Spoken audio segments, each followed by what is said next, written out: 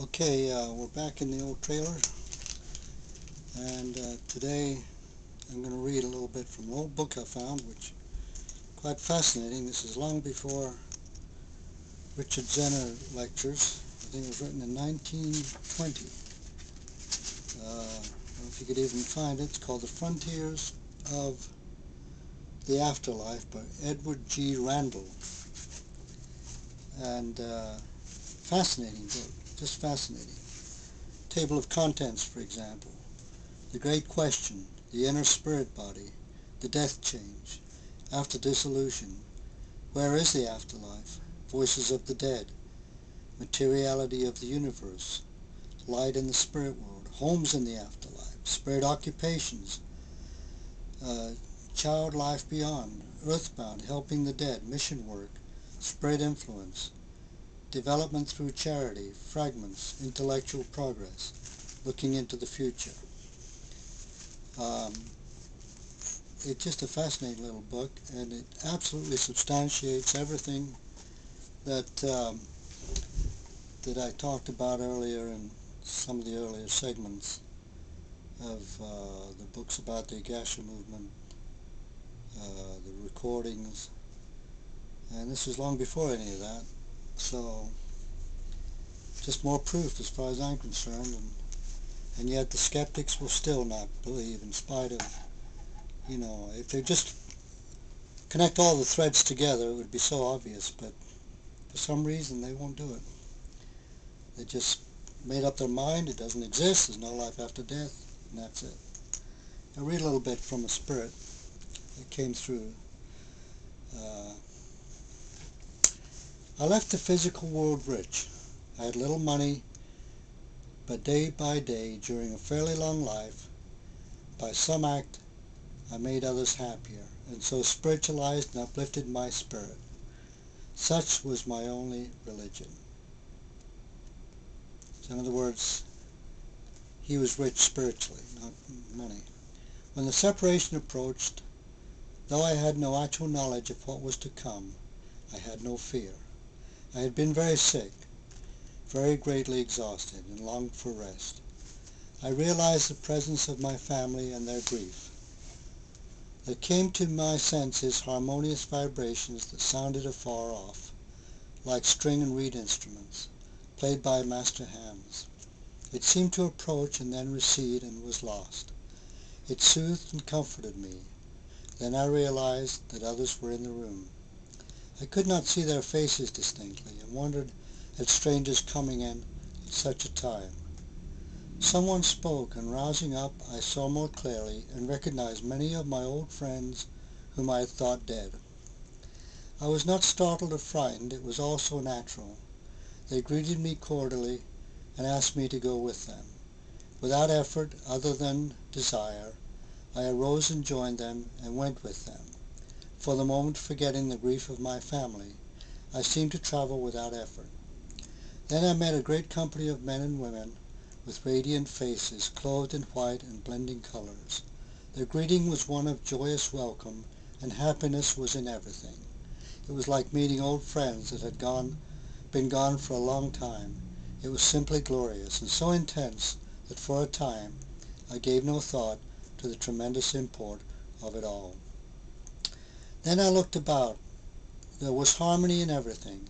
I was in a new country.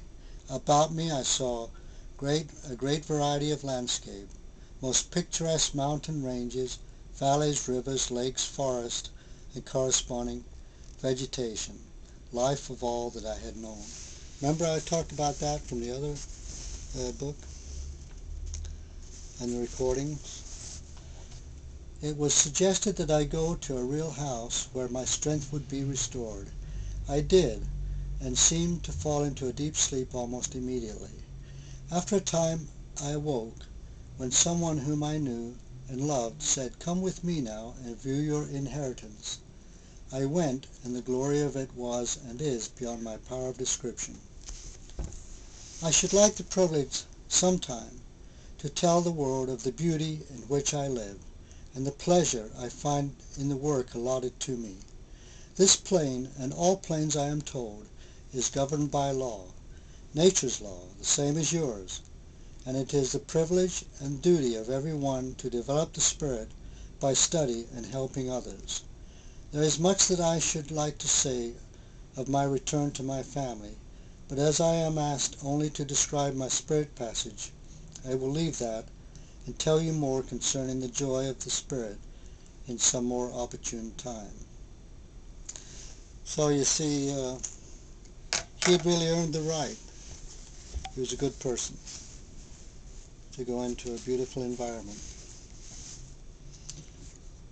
I'm going to skip, there's several stories in that vein of different spirits that came through and told of their experience. Each one different, a little bit different, because we're all different. We're in different places in our spiritual evolution, and so each death is a little different, each transition a little different into what we experience.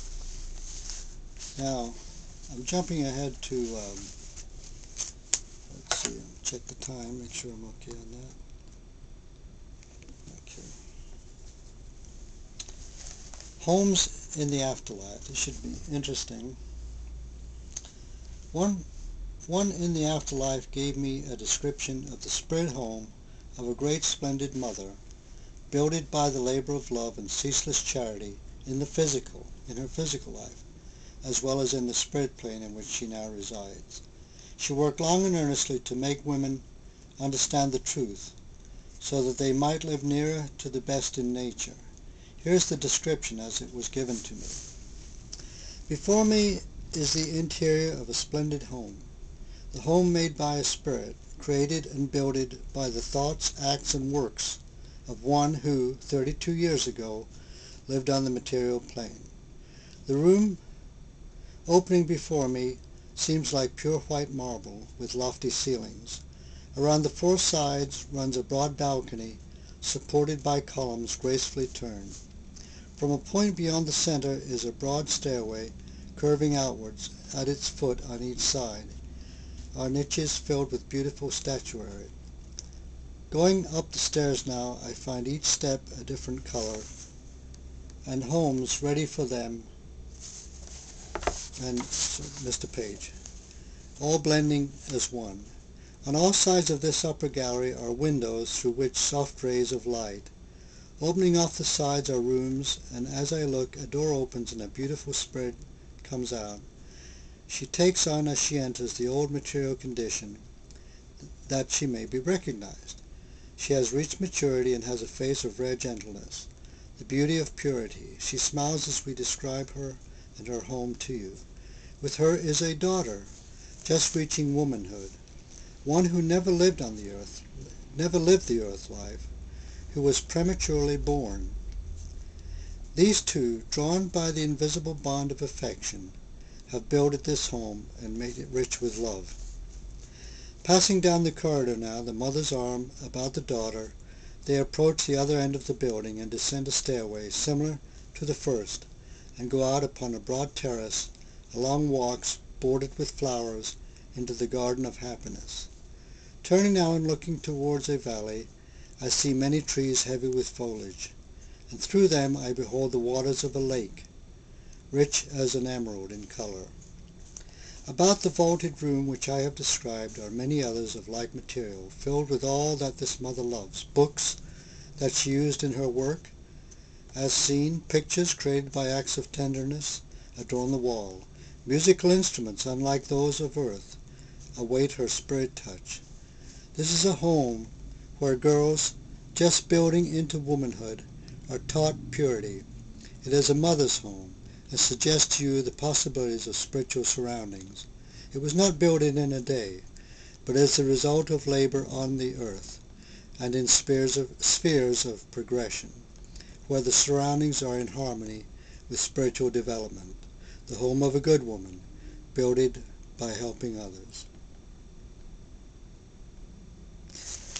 So it's very, very interesting. Again, by your works you shall be known. And obviously, every day we live, we're building our homes in spirit and the location where we'll be. So again, it's so very important to do the right thing by our fellows and not harm or hurt anybody in any way. And again, if only the criminal elements in our society could know all this and see all this, again, and they wouldn't do the things they do, because they're not building a beautiful place for themselves in the future. Anyway, all I have to say for this time.